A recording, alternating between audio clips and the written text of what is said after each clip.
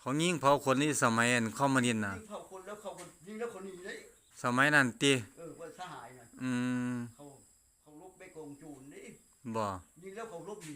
ลบแบบกองโจรยิงแล้วคือหนีติคือหนีลี่เลยหาบ่เห็นแต่เช้ายิงไปก็ยิงลูกปืนเป้าทิ่มไปซื่ออืมไปถือไผเขาถือแล้วเขา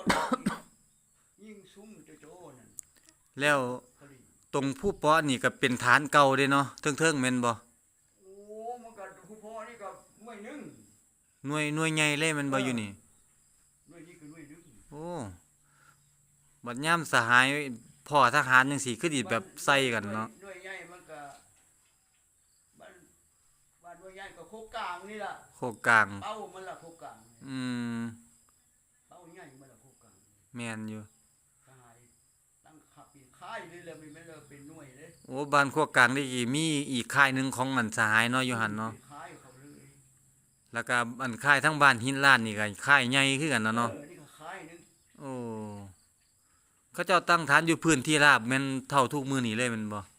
เขาก็อยู่ด้วยผู้เร็วแล้วจังใหญ่ลงมาหม้องบ้านหินล้านนี่จังกลายเป็นบ้านหินล้านเนาะ